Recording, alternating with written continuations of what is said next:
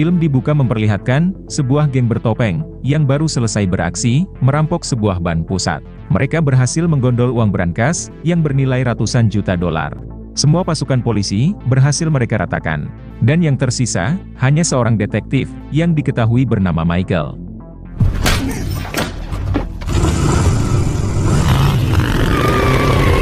Seorang diri, Michael berusaha mengejar geng rampok tersebut.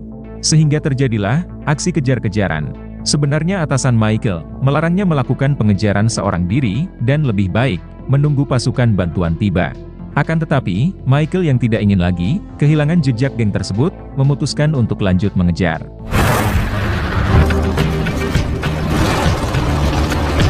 Geng rampok yang menggunakan motor sengaja melewati lorong sempit yang tidak bisa dijangkau oleh mobil. Michael yang mulai terobsesi, ingin meringkus geng rampok ini, malah tanpa pikir panjang, melakukan pengejaran dengan berlari. Sampai pada akhirnya, Michael lah yang justru berhasil dipojokkan oleh geng rampok tersebut.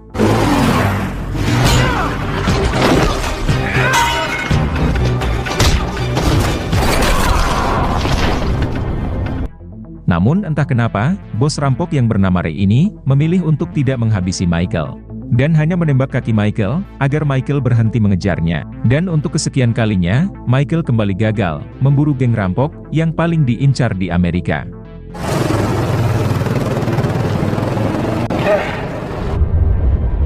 Adegan film pun berpindah, pada 3 tahun kemudian. Lalu kita diperkenalkan, dengan seorang pemuda bernama John. Diketahui kalau John, adalah anak buronan bos rampok, yaitu Ray. Terlihat John sedang berada di dalam pesawat, dalam keadaan perut yang tertembak. Yang mana ternyata, John sedang diburu oleh seseorang. Saat pesawat akan lepas landas, John malah memutuskan melompat lewat pintu darurat. Kemudian, John yang dalam keadaan sekarat, lantas menelpon ayahnya, yaitu Ray. John meminta maaf kepada Ray atas semua kekacauan yang terjadi. John yang dalam keadaan sekarat, sempat memberitahu Ray alamat hotel penginapannya. Akibat kehilangan banyak darah, pada akhirnya, John pun tumbang tak berdaya. Sehingga pada akhirnya, John berhasil diringkus oleh polisi bandara. Ray merasa kalau John sedang dalam bahaya. Akan tetapi, Ray tidak tahu apa yang terjadi pada putranya itu, dan di mana lokasinya sekarang. Mengingat, sudah lebih dari 3 tahun, John dan Ray berpisah. John berada di Amerika, sedangkan Ray sendiri bersembunyi di Irlandia. Berpindah ke Michael, yang masih dihantui oleh aksi penembakan yang dilakukan oleh Ray 3 tahun yang lalu. Akibat dari tembakan tersebut, kaki Michael yang sebelah kiri tidak lagi berfungsi dengan baik, dan harus selalu bergantung dengan obat anti nyeri.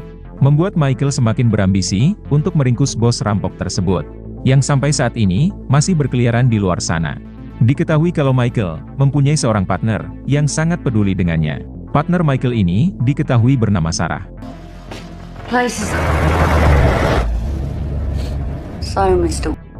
Setelah itu, Sarah dan juga Michael mengawal seorang tahanan yang diketahui bernama Danny untuk dibawa ke kantor polisi.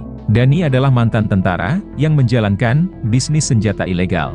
Selain itu, Danny juga merupakan tersangka pelaku yang menghabisi seorang pemuda yang diketahui bernama Otis.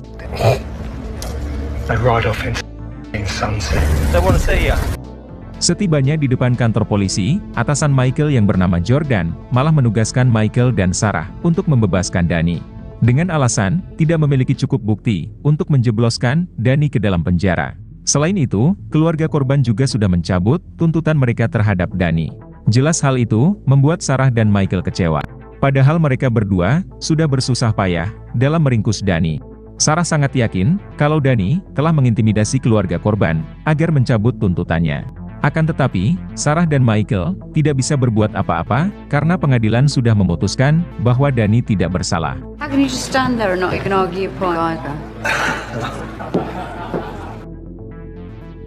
Sejam kemudian, Michael mendapat kabar terkait anak si bos rampok, yaitu John, telah ditangkap oleh polisi. Mendengar hal tersebut, tentu Michael sangat senang. Michael berniat akan memanfaatkan John untuk meringkus si bos rampok tersebut.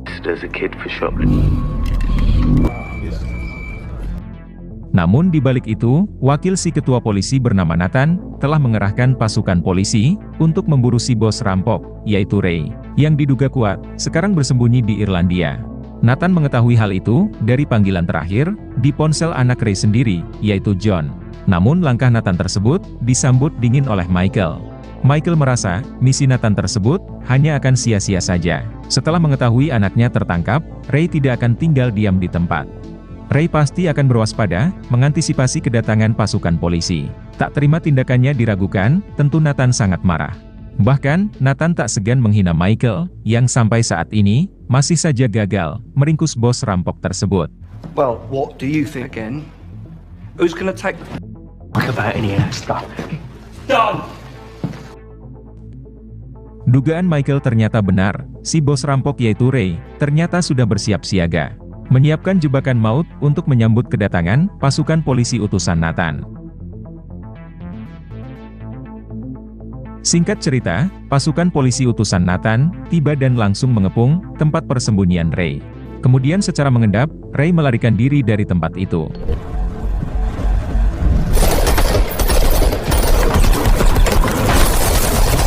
Ketika pasukan polisi mendekat, inilah yang pada akhirnya terjadi.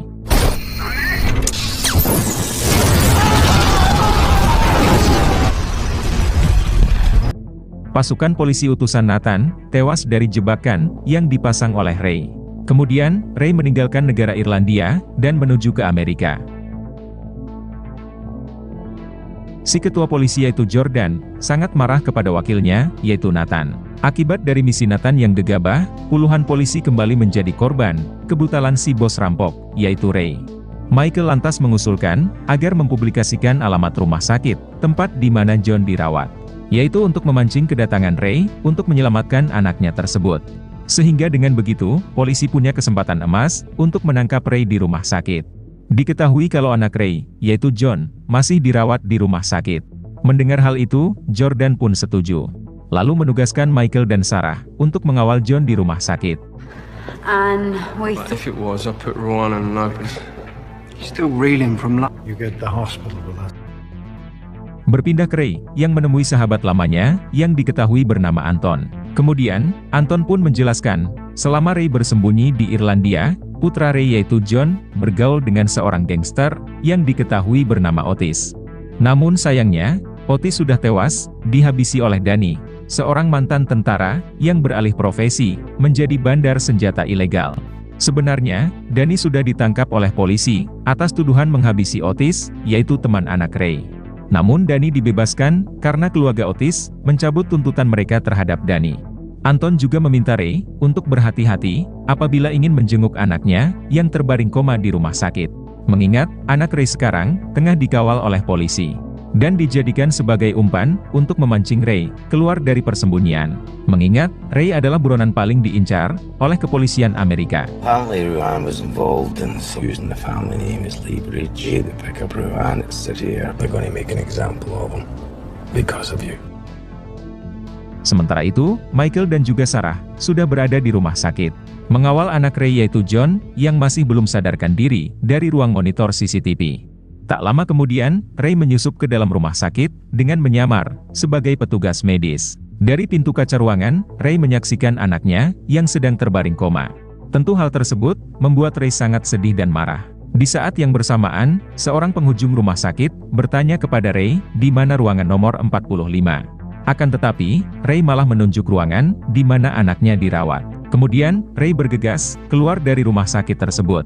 Ketika pria tersebut mencoba masuk ke ruangan John, pasukan polisi pun datang, dan langsung menyergapnya. Pria ini mengatakan, ada seorang pria tinggi bertopi, yang memberitahu dirinya, untuk masuk ke ruangan John. Michael sangat yakin, kalau pria itu adalah Ray. Kemudian, Michael dan pasukan polisi, langsung menggeledah rumah sakit, untuk menemukan Ray. Get down! Akan tetapi, mereka gagal menemukan Ray, yang sudah lebih dulu kabur. Singkat cerita, Ray bertemu lagi dengan Anton, mengatakan bahwa dirinya berencana, akan membawa paksa John, keluar dari rumah sakit. Namun waktunya tidak sekarang, karena John masih dijaga ketat oleh pasukan polisi. Kemudian, Ray meminta Anton mengantar dirinya menuju ke hotel penginapan John, yaitu guna mencari petunjuk terkait orang yang menembak anaknya hingga ditangkap oleh polisi. Sementara itu, anak Ray yaitu John pada akhirnya meninggal setelah mengalami koma selama 3 hari. Kemudian, Michael meminta atasannya, yaitu Jordan, untuk merahasiakan kematian John. Karena Michael sangat yakin, Ray pasti akan datang lagi ke rumah sakit untuk menjenguk anaknya yang ia kira masih hidup. Jordan pun setuju, namun hanya dalam waktu 3 hari. You just stuck a gun. It's gonna keep Stonewood in play if he thinks he can. All right, you stay here. Singkat cerita, Ray dan Anton tiba di hotel penginapan John. Kemudian, mereka menggeledah isi kamar dan menemukan sebuah tas yang berisi penuh uang.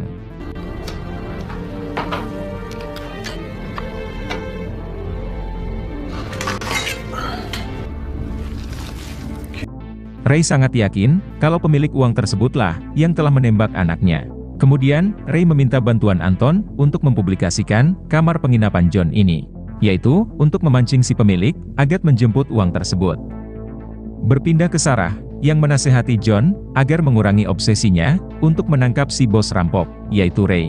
Karena kasus yang sedang mereka berdua tangani bukan hanya berkaitan dengan Ray, si buronan bos rampok, tetapi juga berkaitan dengan Danny, si mantan tentara yang telah menghabisi Otis, yaitu teman John anak Ray.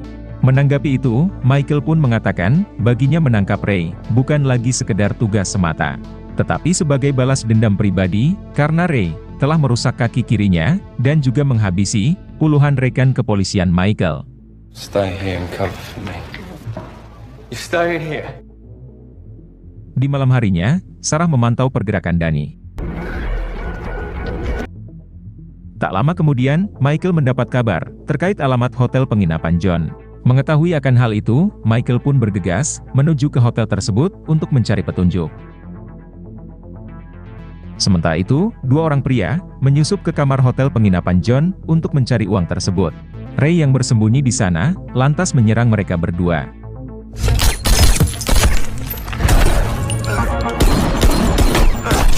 Di saat yang bersamaan, Michael tiba di hotel. Seorang dari mereka berhasil dihabisi oleh Ray yang langsung bergegas kabur.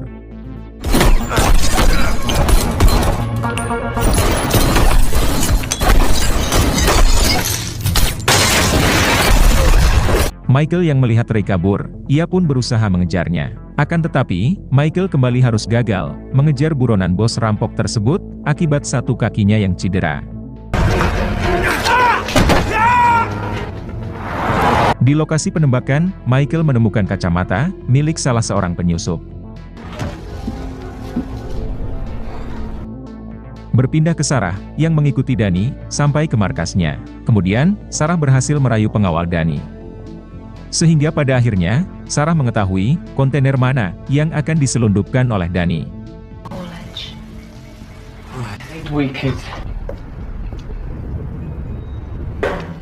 Kemudian, Sarah membuka kontainer tersebut yang ternyata berisi pasokan senjata ilegal. Di saat yang bersamaan, Danny pun muncul dan langsung menghabisi Sarah.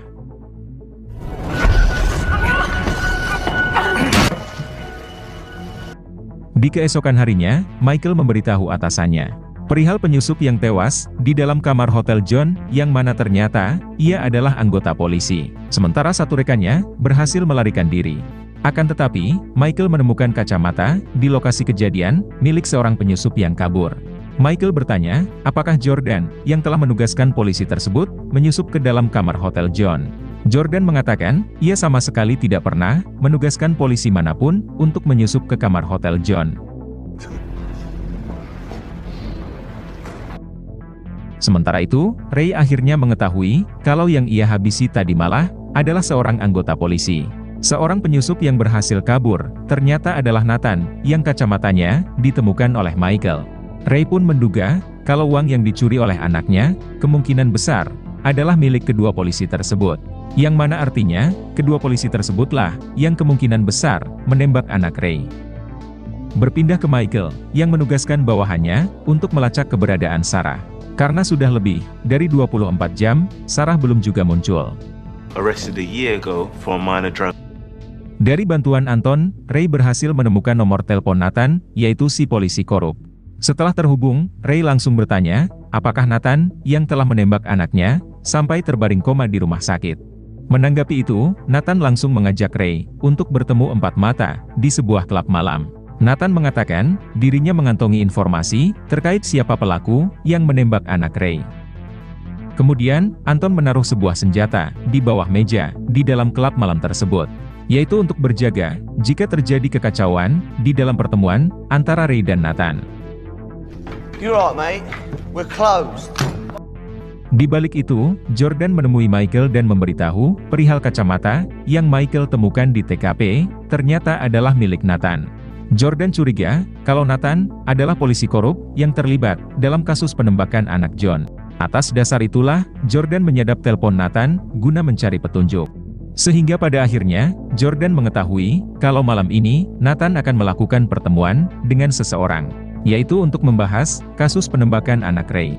Namun sayangnya, Jordan tidak mengetahui siapa yang ditemui oleh Nathan.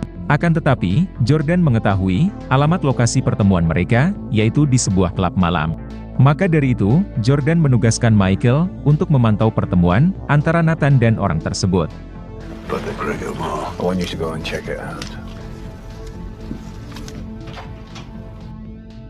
Berpindah ke Nathan, yang sudah berada di klub malam tersebut bersama dengan Danny. Dari sini baru terungkap kalau ternyata Nathan adalah polisi korup yang bersekongkol dengan Danny dalam bisnis senjata ilegal. Atas campur tangan dari Nathan lah, Danny bisa dibebaskan dari segala tuduhan. Mereka berdua berencana akan menghabisi Ray dalam pertemuan nanti. Singkat cerita, Ray tiba di klub malam tersebut. Tak lama berselang, Michael juga tiba di sana lewat pintu belakang. Ray akhirnya sadar kalau Nathan tidak datang sendiri dalam pertemuan ini. Sehingga Ray memutuskan membatalkan pertemuan ini dan kabur lewat pintu belakang. Hingga di suatu kesempatan, Ray berpapasan dengan Michael, sehingga baku tembak tak bisa dihindari lagi.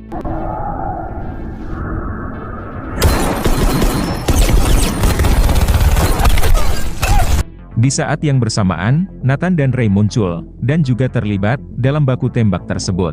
Di tengah baku tembak, Ray berhasil meraih senjata yang disembunyikan oleh Anton di bawah meja klub. Dengan senjata tersebut, pada akhirnya, Ray berhasil menghabisi Nathan.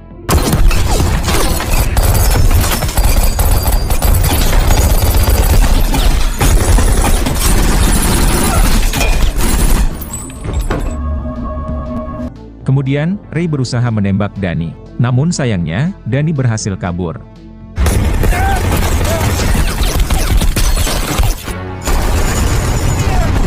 Sampai pada akhirnya, Ray dan juga Michael terjebak di dalam sebuah mobil, sehingga baku hantam tak bisa dihindari lagi.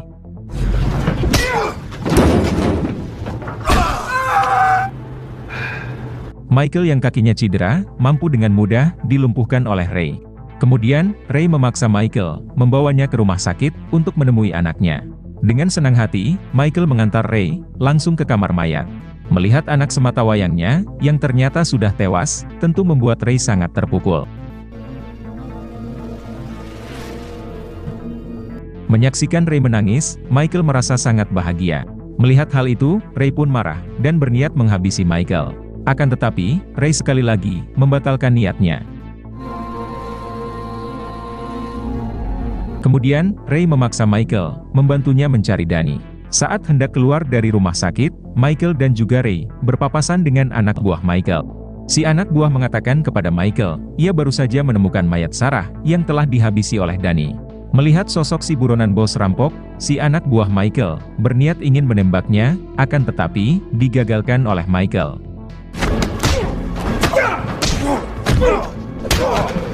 Karena Michael dan Ray memiliki tujuan yang sama, yaitu balas dendam kepada Danny yang telah menghabisi Sarah, partner yang sangat Michael sayangi, termasuk menghabisi John, anak sematawayang Ray. You killed my son. Kemudian, Michael bertanya kepada Ray, kenapa 3 tahun lalu, dan juga tadi, Ray tidak menghabisinya. Ray menjawab, dirinya memiliki prinsip, tidak akan menghabisi lawan, yang sudah dalam posisi terpojok. Ray mengatakan dirinya akan menyerahkan diri tanpa perlawanan sedikit pun, namun setelah dirinya berhasil menghabisi Danny. Mendengar hal itu, Michael langsung mengajak Ray menuju ke rumah nenek Danny. Karena Michael yakin Danny pasti akan bersembunyi di sana. Why didn't you just kill me that night? For what? We'll end this tonight. Beberapa jam setelah itu, Danny tiba di rumah neneknya, dan ia dibuat kaget melihat Michael, Anton, dan Jack sudah berada di sana. It's good to see ya. No tax. Secara tidak langsung, mereka mengancam akan menghabisi si nenek apabila Danny tidak segera menyerahkan diri. Dalam posisi terpojok, Danny membuat pengakuan bahwa dalang utama di balik semua kekacauan ini ternyata adalah Jordan, yaitu atasan Jack yang seorang ketua polisi korup.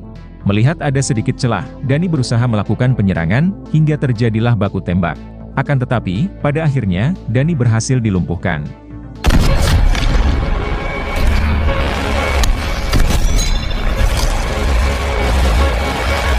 Kemudian, mereka memaksa Danny untuk menghubungi Jordan dan mengajaknya bertemu.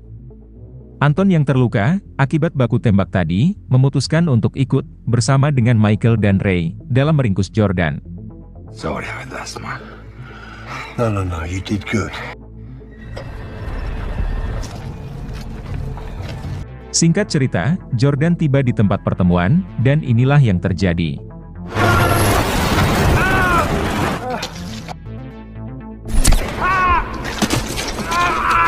Dalam posisi terpojok, Jordan akhirnya mengaku bahwa dirinya menjalankan bisnis senjata ilegal bersama Danny dan Nathan.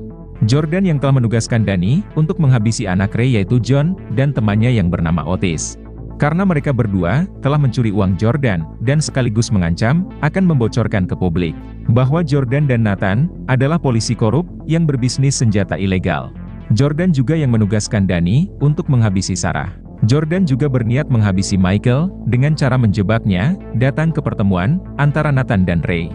Karena Sarah dan Michael berusaha keras untuk mengusut bisnis senjata ilegal Danny yang sebenarnya didalangi oleh Jordan. Di saat yang bersamaan, pasukan tentara bayaran yang disewa oleh Danny datang dan terlibat baku tembak dengan Michael dan Ray.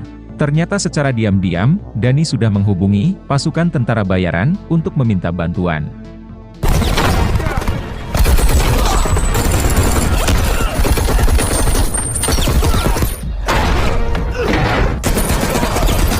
Namun akhirnya, pasukan tentara bayaran tersebut berhasil dilumpuhkan oleh Michael dan Ray.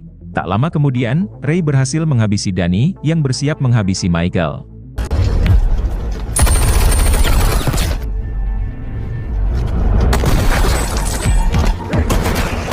Sementara Michael berhasil menghabisi Jordan.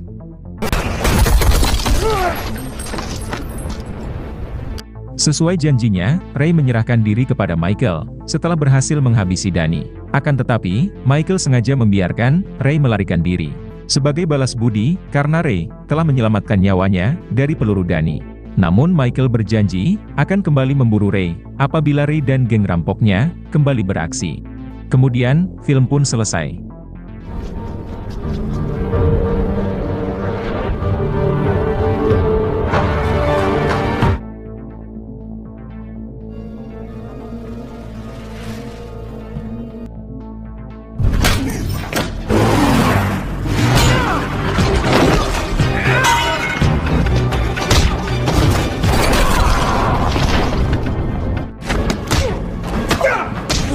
Oh!